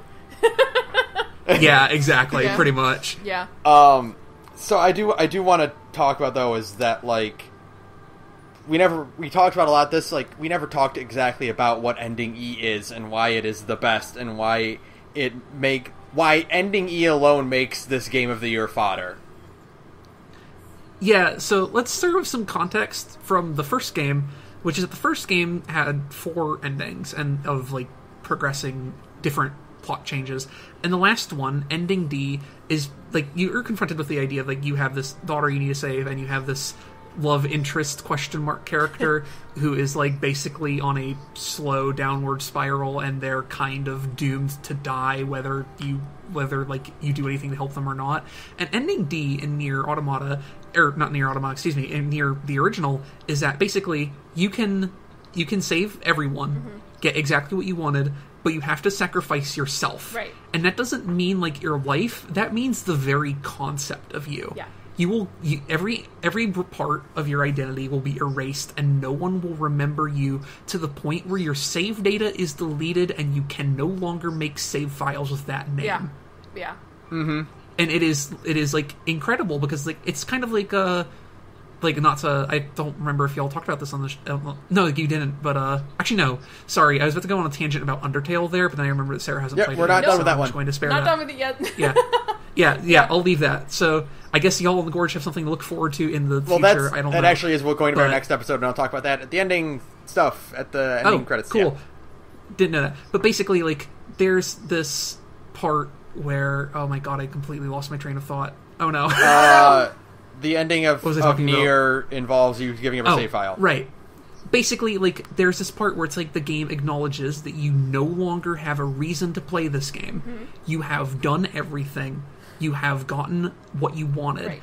And it commits that to finality by completely removing your ability to play the game on that file ever again. Right. And that NieR Automata has something similar. Yeah. It's Ending E. Oh, but it's so good. It's really so good. And, like, I wanted to mention is that, like, I mentioned earlier that I think the hacking twin stick shooter is very bad. And after playing this game, I still hold that opinion. But I think that is intentional now. Because if you were to be given upgrades for the hacking thing, it would take away the importance of Ending E. Right. Because it's supposed to be difficult. It's supposed to be an insurmountable challenge that you cannot possibly, although some people have, it takes like 2 hours. It's a challenge you cannot possibly beat on your own. And so then the option is given to ask for help. And by the way, if anybody out there is trying to finish NieR Automata, my name is Radio Inactivity. Please look for my encouraging messages. And so, yeah, and you can, I guess, friend me on PSN. I just revealed that. But yeah, it's so... Because, like, everything about, like, ending D is immediately what precedes ending E. And ending D is, like, the bleakest goddamn thing in the universe. Yeah. Everything about ending D is just really, like, sad and incredibly uncomfortable. I mean, the whole point where A2 dies gracefully and 9S dies clawing at the ground and screaming. Yeah, screaming and gasping for breath with a sword stuck through him, and it's just, like, the most undignified possible way to go, and it's horrible. So, like, it's completely emotionally draining. Crippling. Yeah, it's hard. It's awful. And then you get this option to, because, you know, like, yeah, of course you want a happy ending. Shut up. Fuck off. Yeah. Of course I want a happy ending. I want this to turn out, I want, maybe not a happy ending, but as happy as a Yoko Taro ending can possibly be. You don't want a happy ending, you want these characters to get another chance? You want them to get what they deserve. Yeah, you want them to have another chance without being... Because the problem is that with everything, like, all of these characters' problems, and I think... Okay, we have to take a step back to contextualize, like, why ending E exists the way it does, and I'm really sorry because, like, I know we didn't want this to go on too long, but... That's okay. So, the whole reason that Drakengard and NieR both have, like, cripplingly horrible, alternate endings, right? Because every single ending for the especially for Drakengard, just gets increasingly more awful, is because Yoko Taro is very interested in this idea of protagonists, because, like, this idea in video games of protagonists, you know, you just cut your way through thousands and thousands of people, and, like, what kind of a person is that who is willing to do that and enjoys it, and what does that person deserve at the end of the day? Like Kayam just constantly gets fucked over because he deserves it. He's a terrible person. And you know, NieR is on a downward spiral across the whole game, where it's originally about saving Yona, but at the end of the game, it's not really about saving Yona, is it? It's about... I forget if this is true, but I believe an interview I read, or heard about at least, Yoko Taro explains that his inspiration for NieR, as opposed to Drakengard, is the idea of terrorist attacks, specifically 9/11, and how someone could be motivated to commit those kinds of atrocities. Yeah, and that's exactly what NieR becomes. It's a story about saving your daughter or your sister. But it's not really that, is it? By the end of the game, it's about how much NieR hates Shades and how much he hates this world, and he just wants his revenge on everything, and he kind of becomes a psychopath by the end of the game. And the difference and the reason why ending E is different, why this optional ending for the game is so, it's a little bit gentler, is because A2, 9S, and 2B all had this kind of forced on them. Like, yeah, they have these fucked up personalities, but they were set up from the beginning. The game tells you they were all set up from the beginning to fail. And so because of that, here is your chance to make things okay. Yeah, the difference between them, between NieR and the three and the letters, is that they're victims. Yeah. Yes, absolutely. They have done horrible things, yes, but they were victimized into doing so. Absolutely. 2B is really 2E, and what a fucked up, cruel existence is that, to be like, we're gonna assign you to this person for God knows how many years, and you are going to have to kill them over and over again. And 9S is designed to be as advanced as possible, and because of that, he is always going to learn the truth, and so he is always going to have to die. A2 is a prototype, and you find out that the assault on the Pearl Harbor server was meant to destroy them. Like, she was supposed to die then. So all of these characters from the beginning were set up to fail, and they had no choice in the matter, because otherwise they'd be hunted down by, E units themselves. And so they have no choice. They don't want to be doing this. You could say they have no autonomy. Hey! like how I said earlier that like a lot of the game's themes kind of like you could tie them to the idea of like growing out of your parents' shadow. There's this like kind of overarching idea that like these characters specifically, like, they're responsible for their actions, but they're not responsible for why they are the way they are. Yeah. Yes. Like, this was thrust upon them without their consent, and they don't want to be like this, but it's the world they live in. Yeah, they have... And it's yeah. really heartbreaking. It's so sad. And they have no choice. And that's why they get this chance. And not just they get this chance, but you, the player, gets this chance. And it's your hand that brings this about, and not just your hand, but the hand of everyone else who has played this game. Yeah, and that's beautiful. Yeah. And what really makes this whole thing work is that, and this is a point I had literally this morning, is that part of the reason ending E works so well and why it is so joyous to receive all these encouraging messages, and why it feels so good, not only just because of the music and the ending credits when you finally give in and get help from people, it swells and it's heroic now, and it's switching from this melancholy tone to this, sweeping heroic tone of victory. By the way, just yes? to enter just real quick, that's the staff at Square Enix. Yeah. Yeah. They're the ones singing in the ending song with the lead singer. It's the whole sweat. Isn't that amazing? That's so great. And part of the reason that works so well is that the only other time you have other players being acknowledged is as corpses. Mm-hmm. And as failures, and you get that melancholy message of how they met their defeat, when you analyze their bodies. And now you are given the same sort of message prompt where you can instead write words of encouragement. And there's also, words of negativity and telling you to give up, and it's come on, really, guys? There's totally options to call the game shit, for real. But it's come on, guys, we're trying to have a moment here.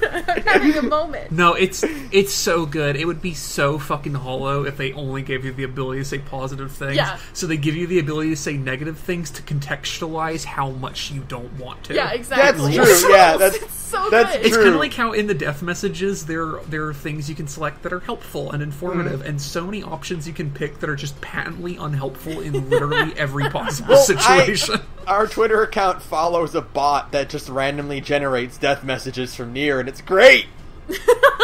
But no, it's so encouraging, and it's such a great this whole message of repetition and of isolation, and suddenly it's at the end of the day, we told you this. It's kind of we told you this story, and it is a sad story about death and isolation and repetition and exhaustion and all this. But it's just a story, and you are not alone. Yeah. Don't take this message to heart. We are telling you a story, and even to the point where the pods themselves are this was a video. They flat out call this a video game. They don't try to contextualize it in any way as preserving data or anything like that. They're you have done the video game now. Yeah. Yeah. And I feel like it's almost less invalidating the story. And more what I mean is, you don't have to be this. Yeah, well, I'm not saying there are people out there who struggle like you do. I'm not saying it's invalidating the story, because it's a very powerful story, and it's important to consider, to talk about and analyze this thing, and to take in what it says. But it's the way they do it is a way to kind of discourage people from accepting it as the only truth. Because the game story is so brutal and direct with how it expresses itself that it's good. It's good. I really appreciate that. It reminds me a lot of the end of Evangelion. Yes. And except the other way around. I'm going to assume y'all have people listening have at least have some passing knowledge of it, because I fucking whatever. But the idea is there's this sort of ideological conflict at the end of that, where it's do we collectivize humanity, essentially? Like, merge all of our souls into one so we can live as one human? Or do we accept this idea that, like, we can live as individuals but, like, still enjoy life in spite of its difficulties? And the protagonist, despite being set up as, like, this fucking coward and this, like, completely weak-willed individual who, like, has basically no desire to be alive, still at the end of the day chooses to live as an individual because it's what gives life meaning. Yeah. And I get a lot of that from, like, the end of like, ending E specifically, where it's like, yeah, things will suck, and you might even have this situation that's like these characters, like with this this untenable relationship, or this or that, every other thing.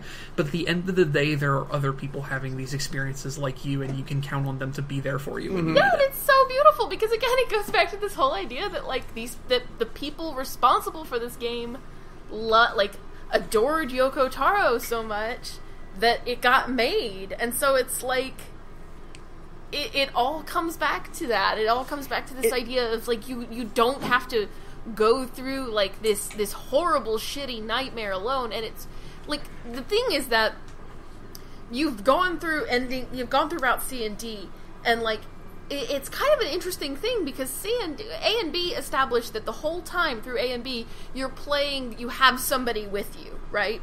Mm-hmm. You're playing as 2B, you've got 9S. You're playing as 9S, you've got 2B. And you can rely on reviving the bodies of fallen androids to fight with you. And then Route C and D happen, and you are completely alone, and even more crushingly, and I got to experience this firsthand, I was like, oh god, at least I can revive androids to help fight with me, so it won't be quite so bad.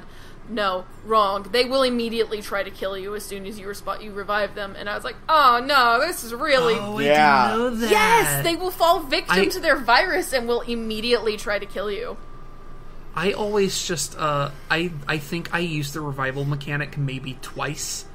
And so I usually otherwise just, like, got their bonuses or whatever, so I didn't even know that. That's really cool. It's so good. I mean, I don't use the revive option too often, unless I know I'm going into a mob, I'll use it, just for some spare backup. But I was, the start of the first time you play is 9S, I think. Oh no, it was when I was playing as 2B, I think, and she's, dying. And I just wanted to see what would happen if I revived one of the corpses, and they immediately tried to kill me. And that was incredibly crushing. And so, like, so not only have you lost, like, your support character, you've also lost the support of the entire network, because now everybody is turning on you, which is literal, because it happens in the game, and now it's, like, actually happening, because these are characters from the PSN. And so you go through this whole C&D completely alone. Like, 9S and A2 are both totally alone in the world right now. And then you get ending E, and it's like, hey, no, it's okay. Look, there are other people. It's amazing. I always love, you are not alone, elements of a story, and nothing does it better when it actually talks to you, the person. Or when it's actually sincere. Well, I mean, we had a big long argument about this one pretty much as soon as you were done with ending E, because Ben knows I don't like Power of Friendship endings very much. Like, I'm not really crazy about them. I actually really hate the ending of Persona 5, like, a lot. Like the bit where everybody's cheering for you. It's like the cringiest goddamn thing in the universe. And Ben was like, they're kind of similar. I'm like, no, they're not. For very, one is, like, thematic. And it's just, the one in NieR is so much more heartfelt, because those are actual people. And, like, that's their actual responses. And these are real people giving up their save files to help you finish the game. And, like, that's just so beautiful. You know what I think would have made it even cooler is if, to really drive home the help from friend kind of thing, is if instead of like giving you a bunch of ships around you, it recorded your movement and then transplanted that as a ghost into the arena. That would have been cool. Oh, that would be so complicated. Yeah, but I mean, it would have been cool. Yeah, I promise you for fact, you'd have thousands of players just trying to draw a dick with the controller. Yeah, the only thing I wish is I wish there was an option to send friend requests to the people who helped you. If their data is destroyed in the event of helping you, I wish they would be like, do you want to send these people friend requests? Because I totally would. I'd be like, I'll be friends with all you people. Help me beat this game. I mean, I could have fucked with that. Yeah, absolutely. That would have been way too easy to mess with people with in that regard. And I don't know, Journey did it. Yeah. I mean, yeah, but Journey has an entire game where you're with someone. This is like, the whole point is that they're a faceless ship until they die. Yeah, but after they die, I mean, then, then you could, like, when you get done with ending E, it could be like, do you want to send a friend request to these people? And you could be like, yeah, sure, and that'd be nice. I'd like to be able to even just send, like, a thank you message to the people. I was reading YouTube comments, because I love listening to the ending E version of Weight of the World.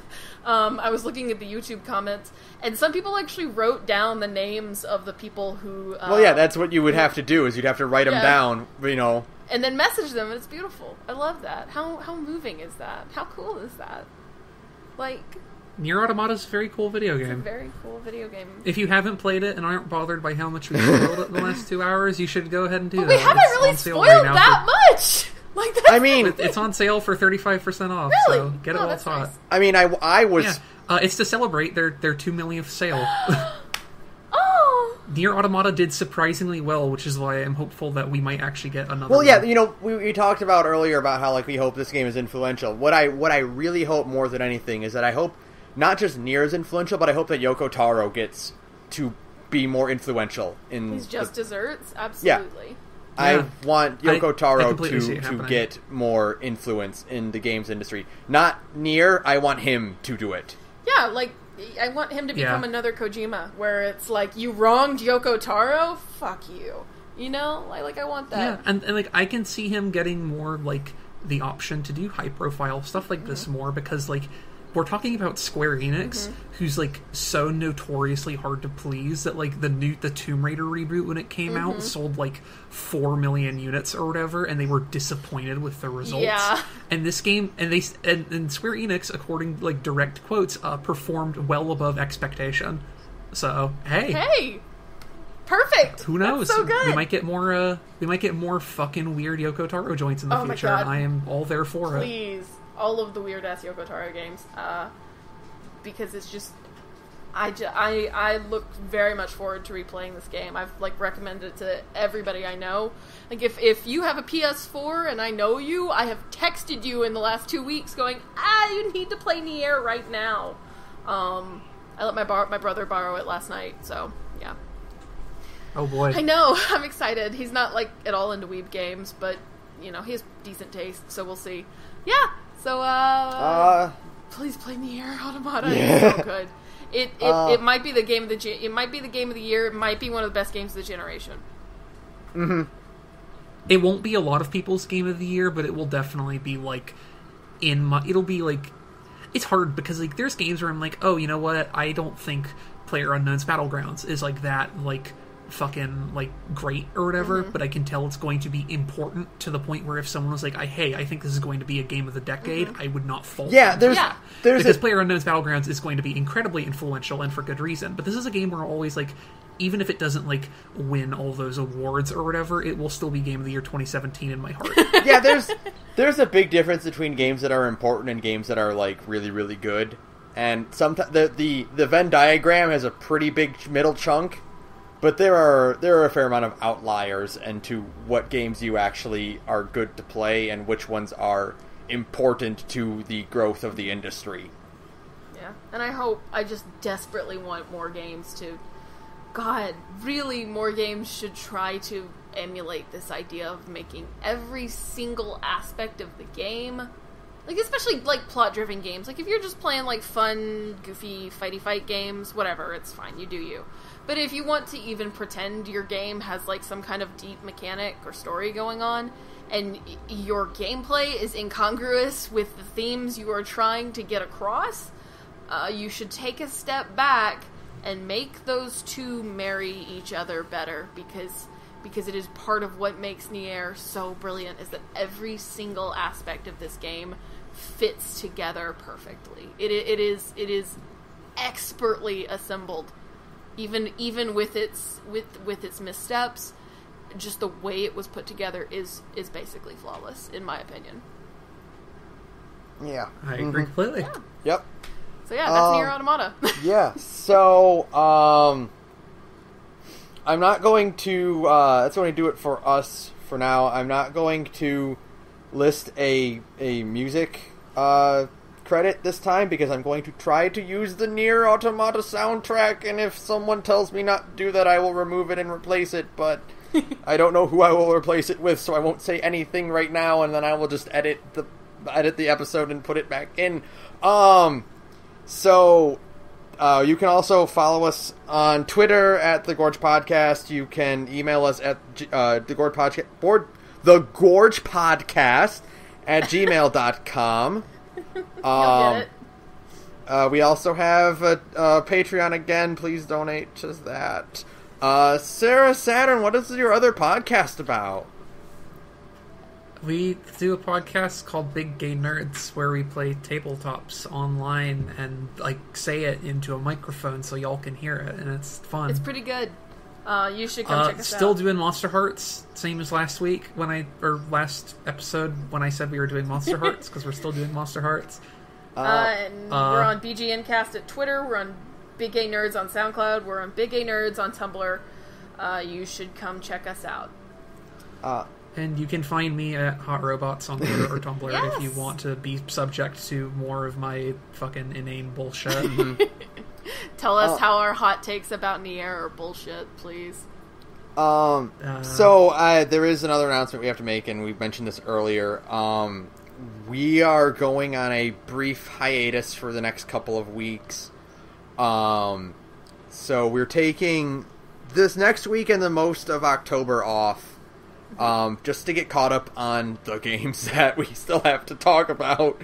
A bunch of life stuff. Yeah, just life. General chilling out. Projects are building up, and, I need the space to reorganize them and shuffle them in order.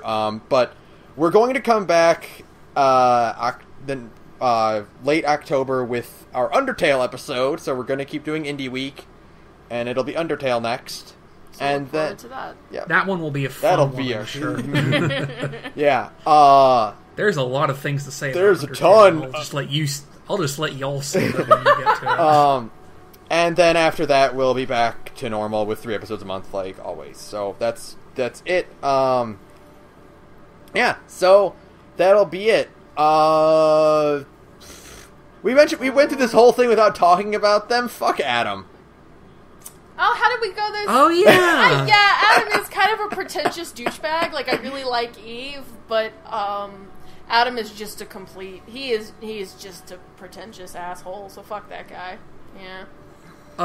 For me, it's fuck whoever named the DLC for NieR Automata, because I cannot ever fucking talk about it because of its horrible name. There's a whole meaning behind it, but yeah, it's fucking just a bunch of numbers. It's no exaggeration. It's a string of letters and numbers that are arranged seemingly. It means something though. It's special significance. Yeah, there is it's the abbreviation of what the DLC actually contains. So, but fuck that shit. It's 13 characters. Fuck, that makes sense, and it sucks. Yeah. I hate it. So that'll do it for us. Good night, everyone. Good night, everyone. Good night.